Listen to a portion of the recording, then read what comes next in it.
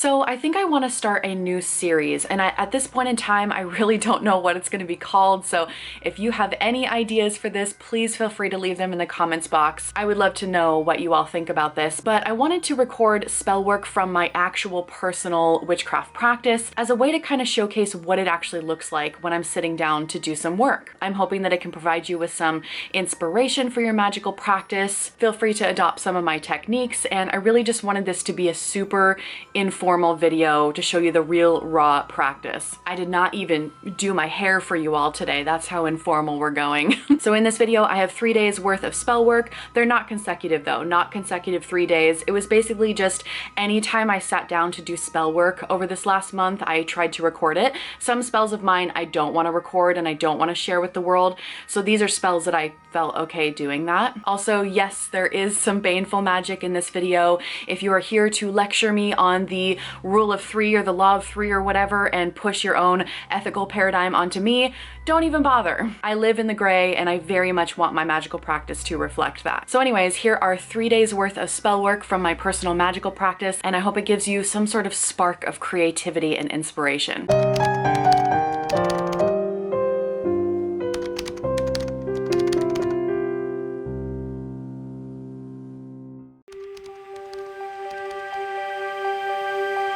For this spell, I used a bleeding skull candle, nailed some nails into its head, and put it on a bed of black salt and ash, just a ton of ash. I also used my fuck off oil, which I will not be disclosing the recipe because my coven mate made it for me as a present, and the recipe is secret. So what you want to do is you want to viciously shake up the fuck off oil because you don't want to have weak wrists here. You want to be really aggressive when shaking this oil. So I spent some time chanting, allowing myself to kind of go into an alpha brainwave state as I put the fuck off oil over onto the bleeding skull candle. And really the purpose of this spell, and the reason why I decided to actually show it, this is a spell that I did against Instagram scammers specifically, although internet trolls can kind of roll under this spell as well. I had a lot of scammers on Instagram pretending to be me. They were stealing my photos and then trying to scam people out of money, trying to get readings from people. And it's really frustrating that that culture exists on Instagram. And it's not just me, it's many other content creators that are struggling with this. Any sort of content creator that gets some sort of following on Instagram is going to have impersonators at some point, which is so incredibly frustrating. So I decided to do a spell for all of those Instagram scammers and trolls. So it doesn't really prevent them from stealing my photos or being an impersonator, but it does ensure that they get a really nice little present if they do. And I also wrote into the spell that the more people that see this spell, the more it gains power. So if you have personally been a victim of Instagram scammers or internet trolls or bullying or anything like that, please feel free to feed your energy into this spell. I also wrote into the spell that I wanted to make sure that nobody could tamper with it except for me. People are allowed to feed their energy into this spell if they want to make it more powerful, but otherwise they cannot tamper with the spell itself. So anyways, this bleeding skull candle is so cool. You can see it literally looks like blood pouring out of the skull candle. It's so badass. So I just spent some time meditating and chanting my intentions as I was watching this candle burn. By the way, I'm not including everything that I did for this spell in this video because I do want to keep some of it private and secret, and that's just to ensure the integrity of the spell, to make sure that it stays strong and that no one can tamper with this spell. So if you want to tamper with it, go ahead and try, babe. I do not recommend it. But I had to show you this bleeding skull candle, how it ended up burning, because it just looks so rad. And that's it. That was the spell. Today I decided that I wanted to take a ritual bath for a very specific intention. So I walked out to my garden, I cut off a couple sprigs of eucalyptus from my eucalyptus tree. This is something that I do for pretty much every ritual bath regardless of what the intention is, because I just love eucalyptus. But I really set the stage by lighting some candles and choosing the correspondences for my intentions. For this particular ritual bath, I really wanted to focus on increasing my personal power. So I wanted to work with the colors red, orange. I wanted to work with my inner dragon, so you can see that inner dragon statue in the corner of the bathtub. I'll talk about that a little bit more in a second, but I decided to wrap the eucalyptus around the handle, and when the eucalyptus warms up, it almost, it steams a little bit, and you can smell the eucalyptus, you can smell the oils releasing as it gets warm. And then for some additional red correspondence, I had some hibiscus tea, so I wanted to stain the water as red as possible with these hibiscus petals. I was really being dramatic, trying to get a bloody bath going on here. The point of a ritual bath isn't really to get clean, it's more for spiritual purposes. I also always add Epsom salt into my ritual baths because the magnesium in Epsom salt is really good for your muscles. And then of course, vampire blood soap from Bath & Body Works. I don't usually get a lot of soaps from them, but this one I really like. I wanted to make it more of a bubble bath situation, so I decided to go with some red soap to stay on theme.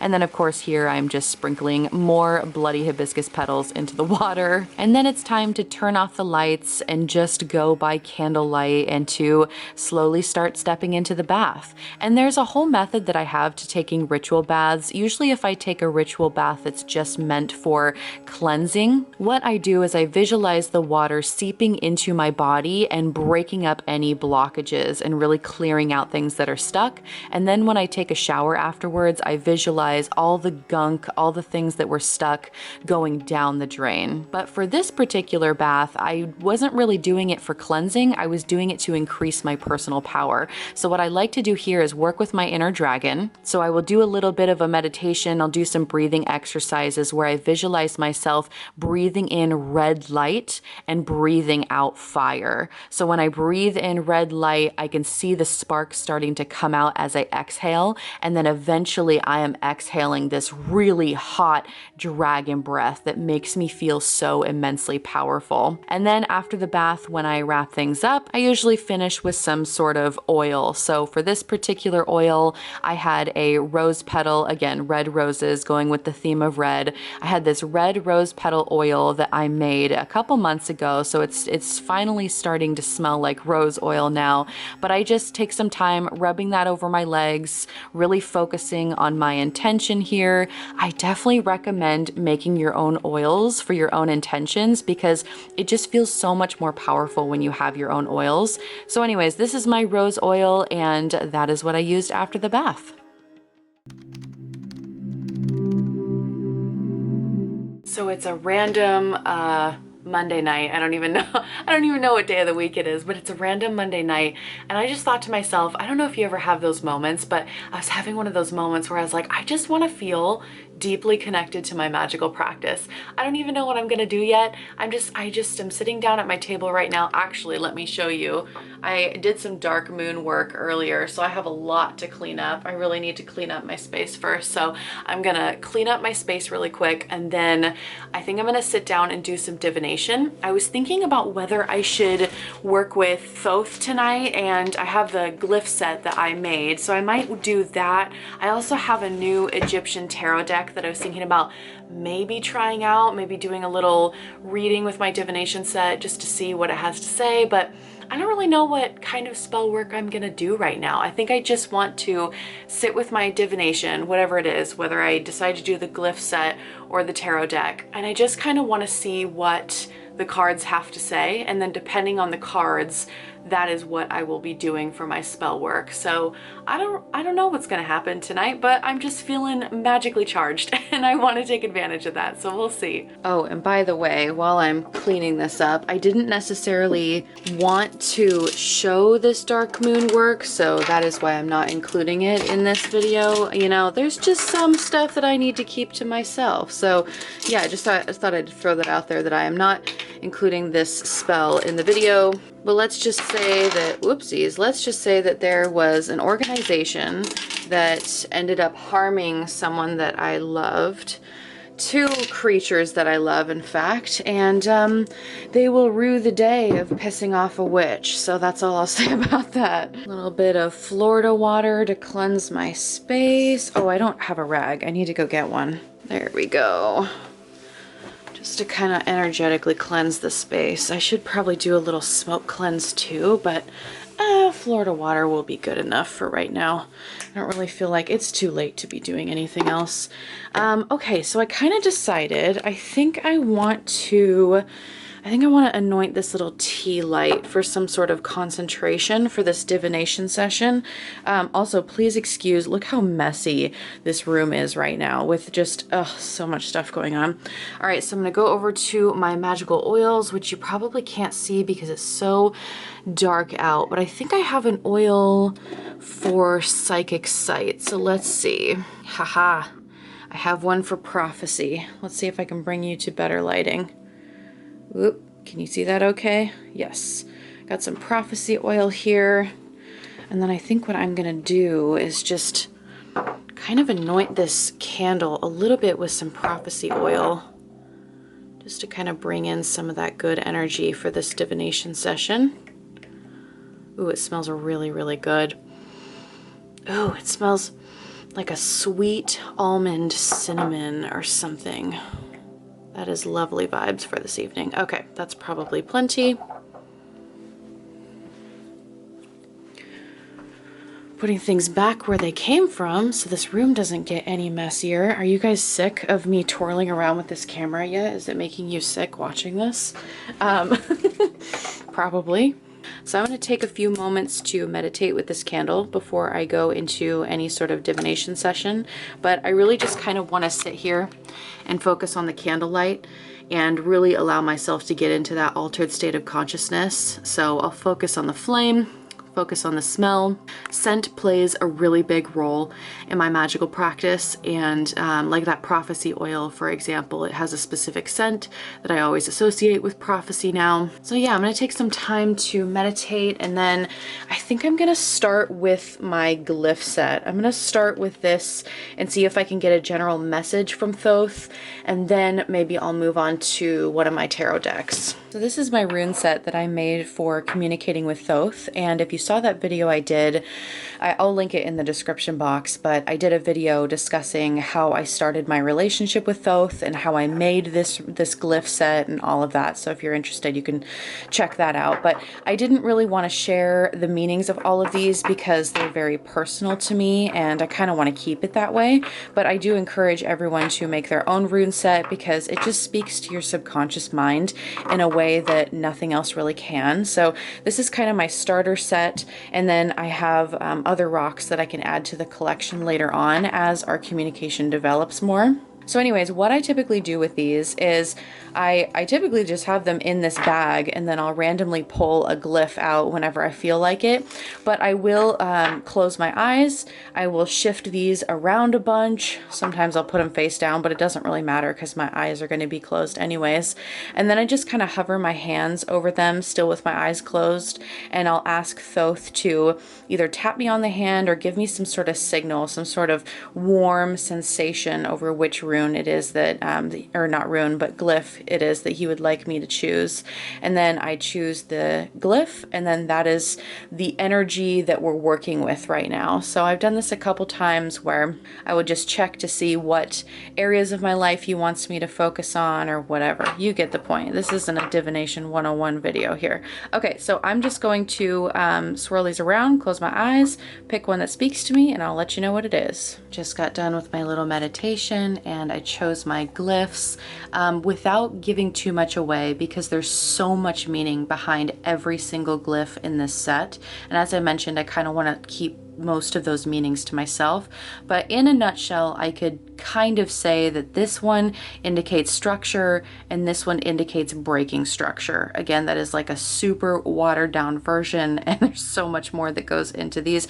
But it's really interesting that I pulled these two together because they are polar opposites, and it's interesting. The other glyphs in the set have absolutely nothing to do with structure whatsoever. So the fact that I pulled the two glyphs that have to do with structure, one with creating and one with breaking, that's really interesting to me. So I don't really know what to make of that. I think I'm going to switch to tarot and see what kind of clarity I can get around this. This is a new Egyptian tarot deck that I just got in a subscription box.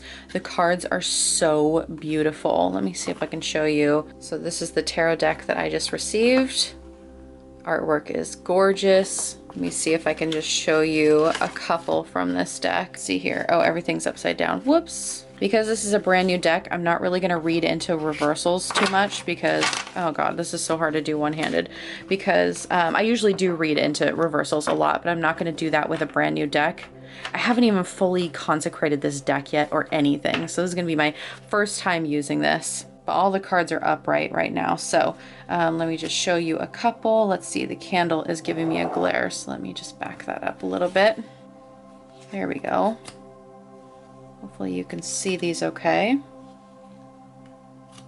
These are just really, really pretty. I am obsessed with ancient Egypt. Ooh, look at that one. That's a gooder. That's a good one. Ooh, that's really pretty. Okay, so yeah, I'm gonna sit here for a little bit with my candle and see what kind of messages I can get. So I decided to ask the deck for it to tell me what I need to know, or Thoth tell me what I need to know, and just giving me some clarity on the two glyphs that I pulled from my glyph set. So I asked for a primary card to give me clarity and then a secondary card to give me clarity. I'm not really sure, like, is that a rod? This is a brand new deck for me, so I'm assuming that this is a rod or a wand or something. Oh gosh, I can't get it to focus. I'm assuming this is a wand because it's not a cup, it's not a sword, it's not a pentacle, so we're gonna go with wand. And I got two wands here. So my next question is this the king? I can't really tell if it's the king or not because up at the top it doesn't really have any numbers like the other ones would. It just has that little thing on his head. Oh my god, it's too late for me to remember what that thing is called. So I think this is the King of Wands, and then this one looks like, let's see, at the top it has a 4, so this is the 4 of Wands. But I know what these cards would mean for me personally, just out of any tarot deck, but I kind of want to read the booklet just to see what it says specifically, because I want to hear the author's interpretations of these cards since we're using this deck for the first time. So King of Wands, so the primary card that I got here is to take command of your life, lead with originality, and know that you have lived an original life. Okay, and then we have this secondary card here, 4 of Wands. So let's see what it has to say for that. Also, I should probably note that the king is reversed, although I said I wasn't going to read reversals. So 4 of Wands, here we go with the 4 of Wands. So we find time to praise the gods for the stability their wisdom brings and the community of people we happily surround ourselves with. So the keywords here are ceremony, stability, community. Oh, you know what? That is so interesting. I have been planning on doing a dedication ceremony to Thoth because I want to become a little bit more exclusive with him. I feel like this might be indicating that I think this is maybe a nudge in that direction. Well, Thoth, I can't do a dedication ceremony for you tonight because I have a whole thing planned for that and I haven't gotten to it yet. But this could also be asking me to reassess the structures in my life and seeing if they need to be there or if I need to dismantle those structures and really tear things down. So I think this is just calling for me to assess that. Well, that doesn't give me really anything to go off of as far as spontaneous spell work goes, because that is going to take a lot of reflection for me to determine which systems I want to dismantle in my life. So let me clean up a little bit and I'm just gonna ponder this for a moment. So I think for the rest of this evening, I'm really needing to spend the time to contemplate the structures in my life.